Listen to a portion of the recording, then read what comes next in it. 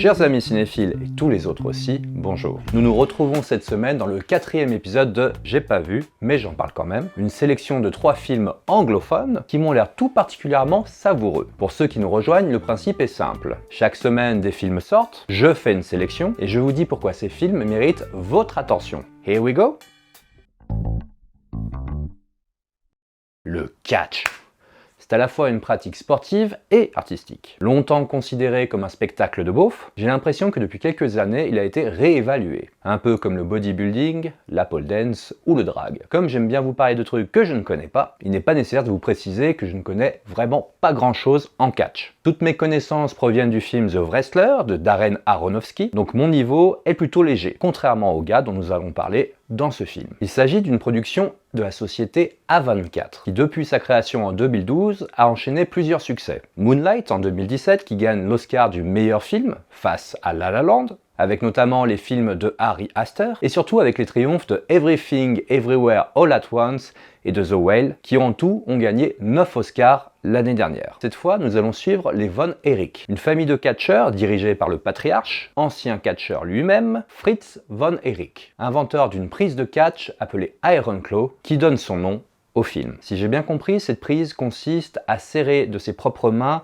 la boîte crânienne de son opposant, pour ainsi le soumettre. Et ce titre est pour moi tellement significatif dans l'histoire qui va nous être racontée. Le film est adapté d'une histoire vraie, apparemment très connue des fans de catch. Ce qui se dégage de la bande-annonce, c'est l'exigence du personnage de Fritz, et l'emprise qu'il a sur ses 4 garçons. Le personnage est joué par Holt McCallany, acteur de longue date chez David Fincher, il était déjà présent dans Alien 3, avant de le revoir dans Fight Club, et surtout en partenaire de Jonathan Groff dans la série Mindhunter. Il est souvent cantonné au second rôle, mais moi je l'aime bien cet acteur, même si dans Iron Claw, il semble mener la vie dure à ses 4 fils. Interprété par Zac Efron, Jeremy Allen White, Harris Dickinson et Stanley Simons. Alors le dernier je le connais pas moi non plus. La compétitivité, la masculinité, l'emprise, le refoulement des émotions risquent d'être au cœur de ce film. Les transformations physiques de Zac Efron et Jeremy Allen White sont vraiment impressionnantes. Ils sont des blocs de muscles, prêts à tout pour satisfaire les rêves de gloire de leur paternel. J'ai l'impression que nous allons assister à de la souffrance. Physique bien sûr, mais surtout émotionnelle. Sean Durkin, le réalisateur, s'initie son 3e long métrage. Peut-être qu'avec Iron Claw, il arrivera à nous mettre à terre et à nous imposer son nom. Todd Haynes est peut-être avec Pedro Almodóvar un des meilleurs directeurs d'actrices. Je ne dis pas qu'il ne sait pas diriger les hommes, mais il y a quelque chose de l'ordre de l'excellence quand il dirige des femmes. Comme peuvent en témoigner les performances de ces comédiennes dans les films Loin du paradis et Carole. Et ça tombe bien car c'est d'actrices qu'il s'agit dans May December. Tout d'abord Julianne Moore, actrice fétiche du réalisateur, puisqu'ils signent ici leur 5e collaboration. Mais aussi Natalie Portman, nouvelle venue dans le monde du réalisateur. Déjà, on ne part pas avec les plus mauvaises, ce serait plutôt l'inverse. Natalie Portman joue ici une actrice qui doit incarner une ancienne professeure, interprétée par Julianne Moore, connue pour avoir vécu une relation avec un de ses élèves alors âgé de 13 ans. Et après plusieurs peines de prison, ils se sont mariés et ont eu 2 enfants ensemble. Pour mieux appréhender le personnage, l'actrice va s'inviter dans la vie du couple et remuer ce qui semblait oublié ou non dit. Le titre May December fait référence à une expression anglaise qui désigne une grande différence d'âge dans un couple. Au dernier festival de Cannes, Todd Haynes disait qu'en France, on appelait ça une Macron. Il n'y a pas à dire, c'est plutôt drôle et évocateur. Au-delà des performances d'actrices qui s'annoncent, le film va flirter avec des sujets très sensibles. La pédophilie est notamment exercée par une femme, ce qui est très rarement évoqué, mais aussi, et peut-être surtout, la volonté de représenter une telle histoire. Une histoire qui a pris plutôt une tournure heureuse pour ce couple, car par la suite ils se sont mariés et ont eu des enfants. C'est un peu tordu et ambigu, mais le film a pour départ une histoire vraie datant des années 90 aux États-Unis. Dans la bande-annonce, on demande à l'actrice, Natalie Portman, pourquoi elle veut jouer une mauvaise personne. Et elle répond que ce sont les zones grises qui sont intéressantes. Il y a une mise en abîme de ce sujet, qui peut être assez vertigineuse. Pourquoi faire un film traitant d'un tel sujet, en ajoutant en plus l'univers du cinéma, une sorte d'adaptation de l'adaptation? Il y a encore une fois tout un tas de questionnements d'ordre moral. Ce n'est peut-être que moi, mais ça me rappelle beaucoup le cinéma de Brian De Palma, dans sa représentation de la dualité. Et franchement, regardez l'affiche. On dirait pas un split screen directement sorti d'un film de De Palma? Ce que je connais de l'œuvre de Todd Haynes, c'est que ce ne sont pas les concepts narratifs qui lui font peur. Pour vous en assurer, vous pouvez vous procurer Velvet Goldmine ou encore le film I'm Not There.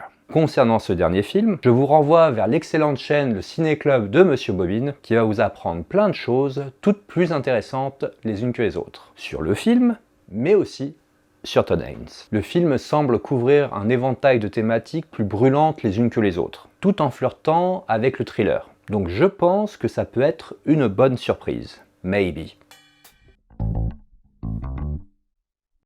Contrairement à ce que le titre pourrait vous laisser croire, on ne va pas parler de cuisine, mais plutôt de Londres dans un futur proche, où les inégalités entre les riches et les pauvres n'ont jamais été aussi fortes. The Kitchen, c'est le nom du dernier quartier de Londres où peuvent vivre les plus pauvres. Sauf que les autorités veulent faire évacuer The Kitchen, bien que les habitants résistent. Nous y suivons Easy, interprété par le rappeur Kano, aka Kane Robinson, qui s'apprête à quitter cette banlieue sous pression. Mais il va rencontrer un jeune garçon, Benji, ce qui va l'obliger à revoir ses plans. Quelle ne fut pas ma surprise quand j'ai découvert que le film était co-signé par Daniel Kaluuya, l'acteur principal dans Get Out et Nope, du très doué Jordan Peele. Il s'essaie ici à la réalisation en compagnie de Kibwe Tavares, un architecte reconverti dans le cinéma. Ils signent donc tous les deux leur premier long métrage. Un architecte derrière la caméra et un acteur pour diriger la distribution, ça peut donner une association prometteuse. À en voir la bande-annonce, le film profite d'une direction artistique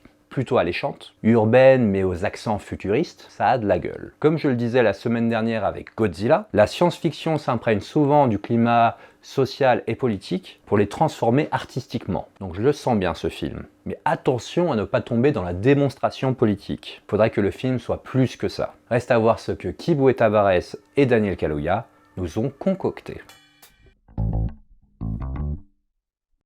Un petit point sur les festivals, puisque le festival du film de comédie de l'Alpe d'Huez s'est terminé ce week-end. Si vous ne connaissez pas, je vous renvoie vers ma vidéo de l'année dernière. Cette année, 2 films se sont particulièrement illustrés au palmarès. Tout d'abord le film Et plus et Affinité, prix spécial du jury, des prix d'interprétation féminin et masculin pour Isabelle Carré et Bernard Campan, ainsi que le prix du public. Tout de même, beau palmarès pour ce film qui sortira le 4 avril prochain. Si j'ai bien compris, il s'agit d'une comédie de mœurs en huis clos. À voir. Et enfin, le Grand Prix a été remis au film Nous les Leroy, réalisé par Florent Bernard avec Charlotte Gainsbourg et José Garcia. Après avoir co-signé le scénario de Vermine, Flaubert, comme on l'appelle sur YouTube, réussit son passage à la réalisation avec un prix en poche. Son film sortira le 10 avril, reste à savoir si ce sera une recommandation culturelle, comme ils aiment le dire dans le Floodcast. Nous arrivons à la fin de cette vidéo, j'espère vous avoir donné envie de découvrir tous les films que j'ai abordés cette semaine. Si c'est le cas, partagez cette vidéo autour de vous, lâchez un pouce comme on dit, mais surtout abonnez-vous. Ça coûte rien